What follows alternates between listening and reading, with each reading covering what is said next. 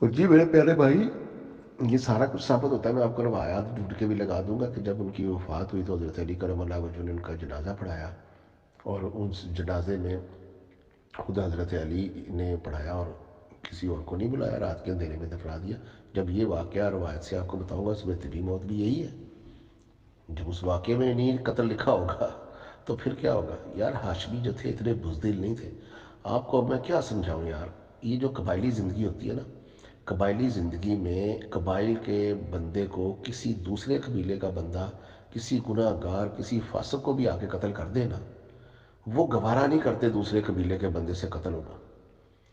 عرب میں قبائلیوں کا جو نظام تھا نا، وہ بڑا مضبوط تھا، اسی لیے تو وہ لوگ جو اپنا حفاظت کر پاتے تھے کہ ایک بندہ غریب ہے، ایک بندہ کمزور ہے، مگر اگر اس کا قبیلہ مضبوط ہے تو پورے قبیلے کی طاقت اس کی طاقت ہے، وہ نہ ڈر ہو کر اپنی زندگی گزارتا تھا قبیلے کی وجہ سے۔ تو یہ کیسے پاسبل ہے کہ حضرت عمر بنو تیم یا بنو ادی کے قبیلے سے آتے ہیں اور آ کر ہاشمی قبیلے کی اور بڑی برگزیدہ خاتون رسول اللہ کی بیٹی کو قتل کر دیتے ہیں، اور ہاشمی بزدلوں کی طرح، یعنی کہ ہاشمیوں کی کیا عزت رہ گئی پورے عرب میں؟ یہ پھر ان کی اپنی عزت کی وجہ سے بھی وہ پھر جو ہے وہ قتل و غارت گریاں کرتے تھے۔ وہ گھوڑا آگے دوڑانے پر، پیچھے رہ جانے پر قتل و غارت گری ہوتی تھی۔ پانی پلانے پر، گھوڑوں کو پانی کس نے پہلے پلانا ہے اس پر کوئی دوسرا قبیلہ پہلے پانی پلاتا تھا، قتل و غارت گری شروع ہو جاتی تھی۔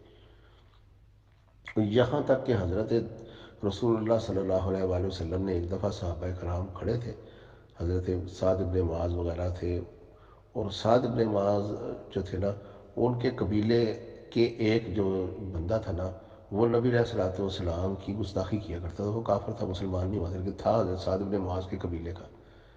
تو معاذ بن جبل، اللہ کے نبی نے کہا کون اس کو قتل کرے گا؟ معاذ بن جبل نے کہا میں اس کو قتل کروں گا۔ تو سعد بن معاذ نے کہا اچھا، تم اب میرے قبیلے کے بندے کو قتل کرنے کے لیے، یعنی اللہ کے نبی نے کہا اب یہ آپس میں نہ دو مسلمانوں کی عداوت کھل جائے، آپ نے کہا رہنے دو اس کو، نہ کچھ کو۔ یعنی قبائلی زندگی میں ایک دوسرے کا اس حد تک، اوس و خزرج کے قبیلے میں اس حد تک وہ ایک دوسرے کی وہ مسلمان ہو جانے کے بعد بھی تھی کہ کوئی دوسرے قبیلے کا بندہ آ کے ہمارے قبیلے کو قتل نہ کر جائے، نیچا نہ دکھا دے، مارے نہ، زخمی نہ کرے یا روب نہ ڈالے۔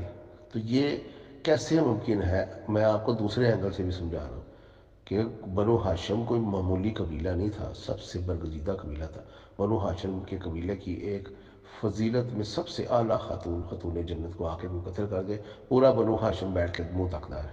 لو جی، یعنی حضرت عباس بھی منہ دیکھ رہے ہیں جو اللہ کے نبی کے چچا ہے۔ اللہ کے نبی نے ان کا ہاتھ اٹھا کر کہا تھا کہ کوئی مجھ اہل بیت سے بغض رکھے گا وہ کبھی جنت میں نہیں جائے گا، چاہے وہ خانہ کعبہ میں عمر نو پا کے حجر اسود کے سامنے روزے کی حالت میں نماز میں مشغول رہے، مرے گا سیدھا جہنم میں جائے گا اگر ہمارے اہل بیت کے بارے بغض رکھے گا۔ حضرت عباس کی وجہ سے آپ نے یہ کہا تھا۔ وہ عباس اٹھ کے کہتے نا کہ میرے ہاتھ پکڑ کے تو اللہ کے نبی نے اہل بیت کے بارے میں بغض رکھنے والے کو جہنم کی بشارت دی تھی، تو عمر تو نے تو قتل ہی کر دیا، بغض تو دل میں ہوتا ہے۔ عباس بھی خاموش رہ گئے ہیں۔ عباس جو کہ اتنا جو سخت آواز تھی ان کی، لوگ ڈر جاتے تھے، وہ حضرت عمر سے ڈر کے بیٹھے ہوئے ہیں، جبکہ حضرت عمر خلیفہ بھی نہیں ہے۔ خلیفہ تو وہ بنے جا کے 2 سال کے بعد۔ ابن عباس بھی ڈر کے بیٹھے ہوئے ہیں۔ حضرت علی کے بھائی حضرت جعفر کی اولاد بھی ڈر کے بیٹھی ہوئی ہے، حضرت عباس کے بچے بھی ڈر کے بیٹھے ہوئے ہیں، یعنی کوئی آ کے بات نہیں کر رہا عمر کے ساتھ۔ عمر نہ ہو گیا کو پتہ نہیں جن ہو گیا یار۔ خود کہتے ہو کہ وہ جنگوں میں بھاگ جاتے تھے تو حضرت علی ہی طاقتور تھے، اب وہ گھر میں گھس کے حضرت علی کی زوجہ کو قتل کر رہے ہیں، اب حضرت علی کی طاقت کہاں گئی؟ اور وہ جو جنگوں میں بھاگ جاتے تھے اب وہ طاقتور کیسے ہو گئے؟ اور یار خدا نہ آپ لوگوں کو جہالت میں مرنے کا کیا شوق ہے؟